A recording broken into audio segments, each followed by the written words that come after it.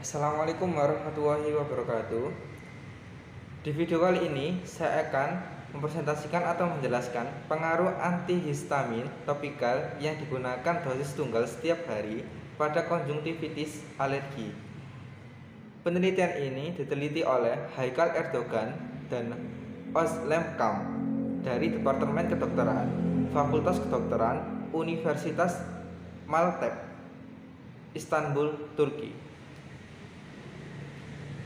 Sebelum ke penjelasan, izinkan saya memperkenalkan diri saya. Nama saya Ahmad Usfurul Jinan, kelas 2E Sidoarjo. Langsung saja ke daftar isi. Daftar isi ini ada abstrak, latar belakang, metode penelitian, hasil penelitian, kesimpulan, daftar pustaka atau referensi. Langsung ke abstrak.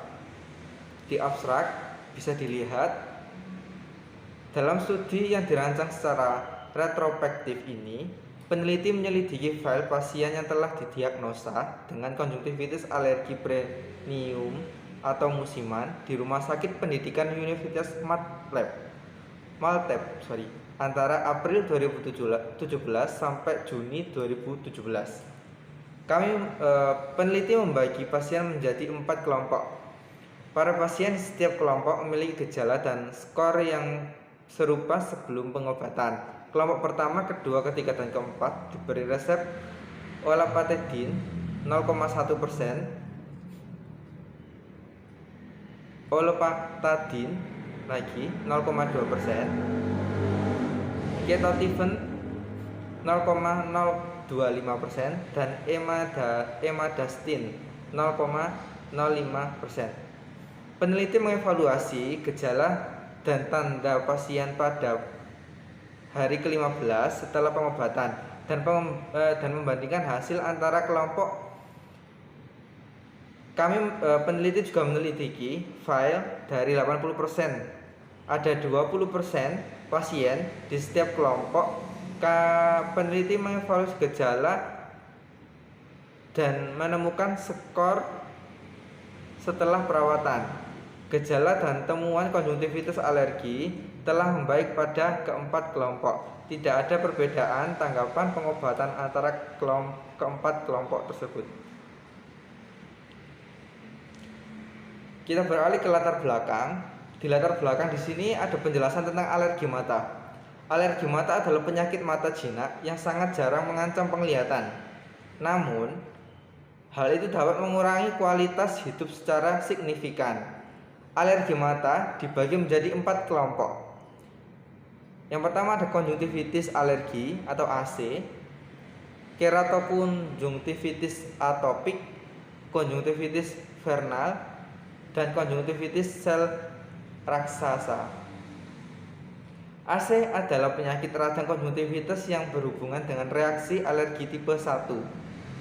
AC biasanya terjadi secara bilateral, baik dalam bentuk musiman atau bentuk premium, dan merupakan jenis alergi mata yang paling umum. Sementara alergi musiman terjadi setiap tahun selama musim tertentu. Alergi premium terjadi secara kronis dan antigen utama yang berhubungan dengannya adalah tungau, debu, rumah.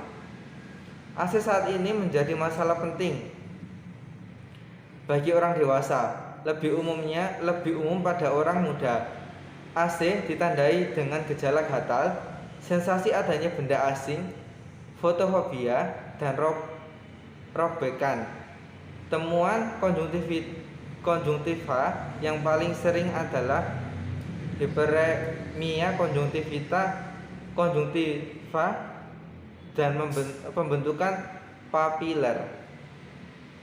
Nah, obat yang paling umum digunakan dalam pengobatan AC adalah antihistamin topikal dan penstabil sel match topikal. Pilihan lain untuk obat topikal adalah agen ganda dengan efek antihistaminik dan stabilisasi sel match, dan agen lain yang umumnya disukai untuk pengobatan termasuk steroid topikal, obat tetes antiinflamasi, non steroid, dan imunomodulator.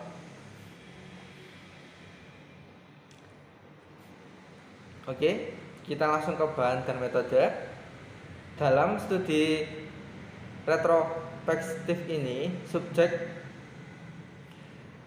terdiri dari pasien yang didiagnosis dengan AC di Rumah Sakit Fakultas Kedokteran Universitas Malteb antara April 2017 dan Juni 2017.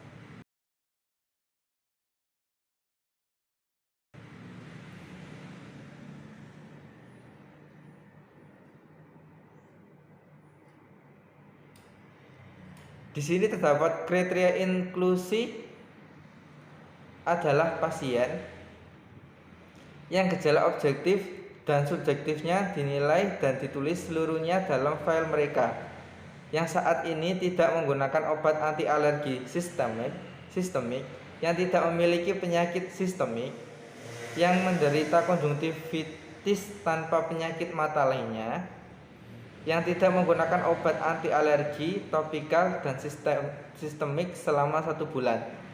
Kriteria eksklusi adalah pasien yang tidak menghadiri pemeriksaan lanjut dan yang tidak mematuhi obat yang diresepkan.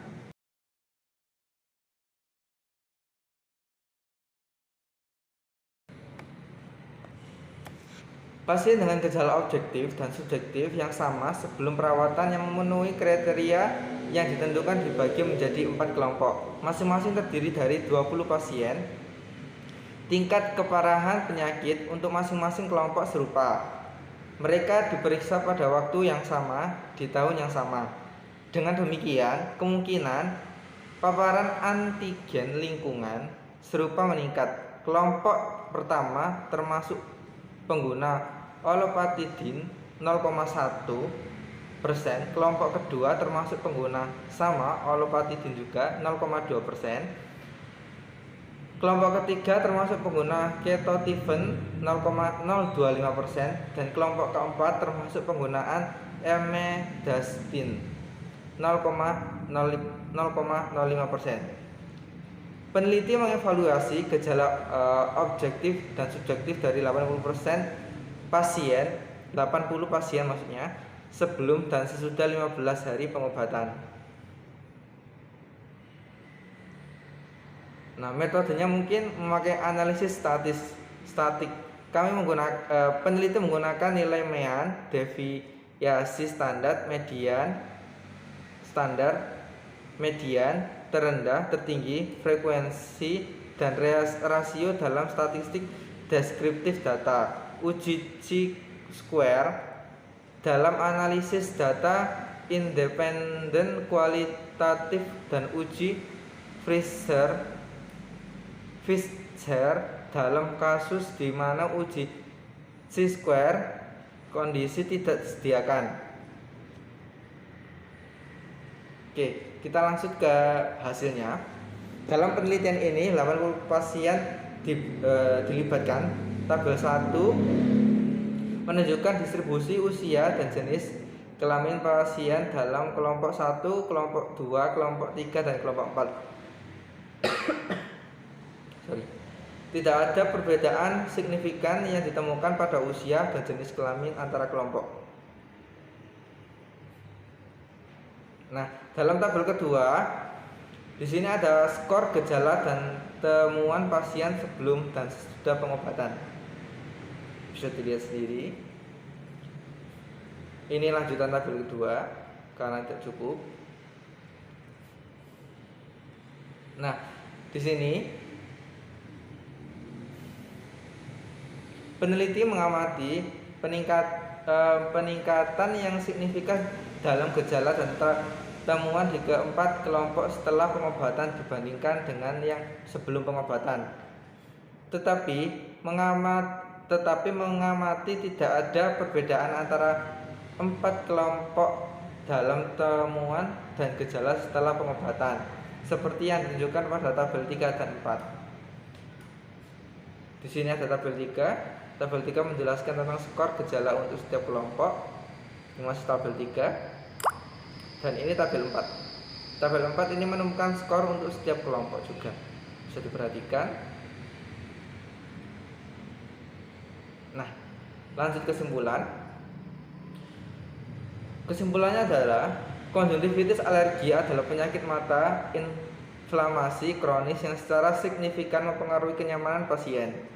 Olopatadin 0,1%, Kotetifen 0,025% dan emedastin 0,05% yang saat ini sering digunakan, semuanya membantu memperbaiki gejala dan temuan AC. Dalam penelitian ini, peneliti menunjukkan kemanjuran yang sama dari olopatadin 0,2% dosis tunggal per hari dengan obat anti alergi lain yang digunakan 2 kali sehari. Mengurangi separuh jumlah dosis harian memfasilitasi kepatuhan pasien terhadap pengobatan. Namun, diperlukan studi komparatif lebih lanjut yang partisipasinya banyak dan survei waktu yang lama untuk mendapatkan pemahaman yang lebih lengkap tentang khasiat olopatadin dosis harian tunggal 0,2%. Nah, ini ada daftar pustakanya. Saya nggak bisa sebutin satu-satu. Saya potong juga. Nah, artikel tersebut saya dapatkan referensi dari Google. Kalian bisa cari, sudah saya cantumkan linknya di sini. Dan dari saya sekian. Apabila ada kata-kata saya yang